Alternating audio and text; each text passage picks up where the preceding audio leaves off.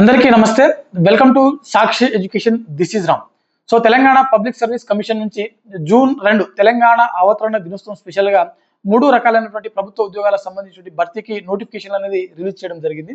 So అందులో ఒకటి assistant executive engineer electrical సంబంధించినటువంటి నోటిఫికేషన్ ఏదైతే ఉందో దానికి సంబంధించినటువంటి కంప్లీట్ డీటెయిల్స్ ఈ వీడియోలో మనం తెలుసుకోవడం జరుగుతుంది.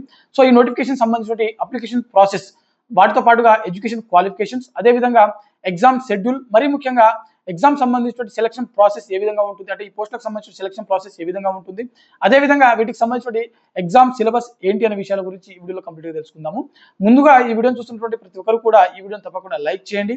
అలాగే మీరు ఇంకా సాక్షి ఎడ్యుకేషన్ యూట్యూబ్ ఛానల్ని సబ్స్క్రైబ్ చేసుకోకపోతే ఇప్పుడే సబ్స్క్రైబ్ చేసుకోండి. అయితే ముందుగా వీటికి సంబంధించిన వేకెన్సీస్ చూసినట్లయితే మనకు అసిస్టెంట్ ఎగ్జిక్యూటివ్ ఇంజనీర్ సివిల్ సంబంధించి 222 ఖాళీలకు సంబంధించినటువంటి నోటిఫికేషన్ అయితే రిలీజ్ చేయడం జరిగింది. ఇక్కడ ఎలక్ట్రికల్ వచ్చేసరికి కేవలం 49 పోస్టులకు సంబంధించినటువంటి వేకెన్సీస్ మాత్రమే ఇక్కడ ఈ నోటిఫికేషన్ లో మెన్షన్ చేయడం జరిగింది. ఓకేనా. సో సివిల్ సంబంధించినటువంటి 222 ఉన్నాయి. ఇక్కడ ఎలక్ట్రికల్ వచ్చేసరికి 49 పోస్టులు మాత్రమే ఇక్కడ మెన్షన్ చేయడం జరిగింది.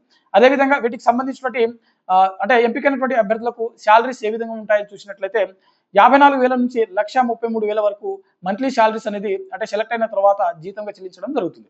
అదేవిధంగా వీటికి సంబంధించిన అప్లికేషన్ ప్రాసెస్ ఎప్పటి నుంచి మొదలు కావడం జరుగుతుందని చూసినట్లయితే జూన్ 8న వీటికి సంబంధించిన ఆన్లైన్ దరఖాస్తులు ప్రారంభం అవ్వడం జరుగుతుంది.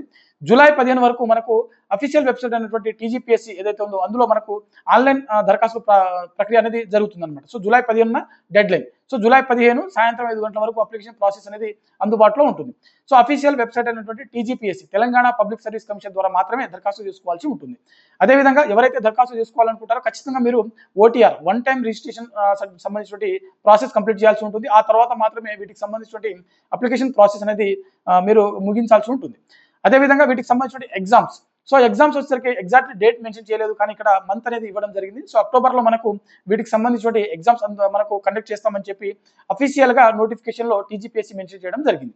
అయితే మనకు జూలై 15 నుంచి అక్టోబర్ వరకు దాదాపుగా 90 రోజుల వరకు మనకు టైం ఉండేటువంటి అవకాశం ఉంది. సో మీరు అట్లీస్ట్ 80 డేస్ అనుకున్నప్పటికీ చదువుకోవడానికి కొంతవరకు మెరుగైన సమయం అని చెప్పి మనం అనుకోవచ్చు.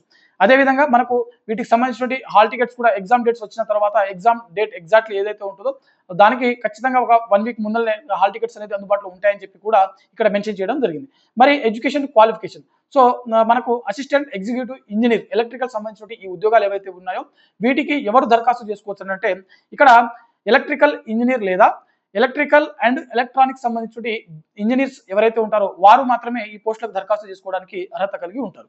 అదేవిధంగా వయోపరిమితి, సో వీటికి సంబంధించినటువంటి వయోపరిమితి చూసినట్లయితే అభ్యర్థులు జూలై 1, 2026 నాటికి మినిమం 18 సంవత్సరాలు, మాక్సిమం 44 సంవత్సరాల వరకు ఉండాల్సి ఉంటుంది. సో ఎస్టీ, ఎస్సీ మరియు ఓబీసీకి చెందినటువంటి అభ్యర్థులు ఎవరైతే ఉంటారో వీరికి ప్రభుత్వ నిబంధనల ప్రకారం వయో సడలింపు కూడా ఇక్కడ మనకు మెన్షన్ చేయడం జరిగింది. సో ఇది మనకు వయోపరిమితికి సంబంధించినటువంటి విషయం.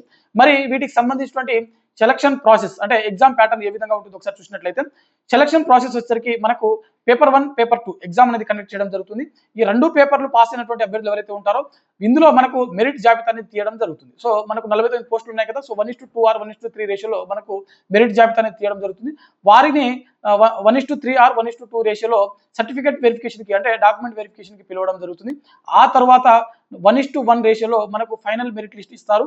వారికి మాత్రమే అపాయింట్మెంట్ ఆర్డర్స్ అనేది ఇవ్వడం జరుగుతుంది. సో ఇది మనకు సెలక్షన్ ప్రాసెస్ అనమాట. ఒకసారి మనం వీటికి సంబంధించినటువంటి ఎగ్జామ్ ప్యాటర్న్ చూసినట్లయితే మనకు పేపర్ 1 అనేది మనకు 150 మార్కులు, 150 ప్రశ్నలు ఉంటాయి. అదేవిధంగా పేపర్ 2 అనేది 150 ప్రశ్నలు కానీ 300 మార్కులు అనేది ఇక్కడ మనకు మెన్షన్ చేయడం జరిగింది. అంటే పేపర్ 1కి వచ్చేసరికి ప్రతి ప్రశ్నకు 1 మార్కు ఉంటుంది, పేపర్ 2కి వచ్చేసరికి ప్రతి ప్రశ్నకు 2 మార్కులు ఉంటాయి. సో ఓవరాల్ గా మనకు 450 మార్కులకు ఈ ఎగ్జామ్ అనేది కండక్ట్ చేయడం జరుగుతుంది, కానీ 300 ప్రశ్నలు మాత్రమే ఉంటాయి. అభ్యర్థులు గమనించవలసిన విషయం ఏంటంటే పేపర్ 2 ఏదైతే ఉందో అందులో మనకు ప్రతి క్వశ్చన్ కి 2 మార్క్స్ ఉంటుంది అనమాట. ఓకేనా. సో ఇది మనకు వీటికి సంబంధించిన ఎగ్జామ్ ప్యాటర్న్. పేపర్ 1 వచ్చేసరికి కంప్లీట్ గా జిఎస్, సో జనరల్ స్టడీస్ మరియు జనరల్ అబిలిటీస్ ఏదైతే ఉందో అది ఇక్కడ మెన్షన్ చేయడం జరిగింది.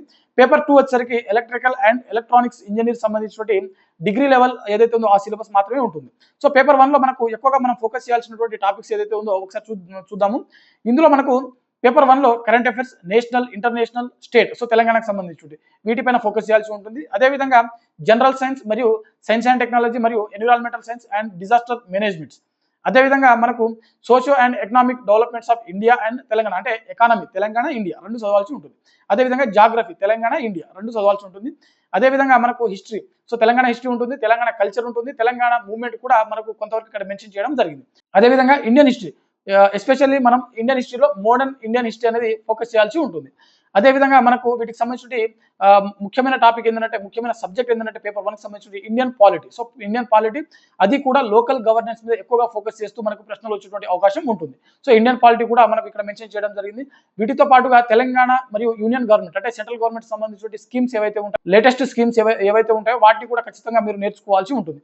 వాటితో పాటుగా ఇక్కడ లాజికల్ రీజనింగ్ మరియు మెంటల్ అబిలిటీ, సో వీటి నుంచి అధిక ప్రశ్నలు వచ్చేటువంటి అవకాశం ఉంటుంది. ఇది కూడా నేర్చుకోవాల్సి ఉంటుంది. వీటితో పాటుగా లాజికల్ రీజనింగ్ మరియు డేటా ఇంటర్ప్రిటేషన్ ఏదైతే ఉందో ఇది కూడా మనకి ఇక్కడ మెన్షన్ చేయడం జరిగింది. సో వీటి నుంచి అధిక ప్రశ్నలు వచ్చేటువంటి అవకాశం ఉంటుంది.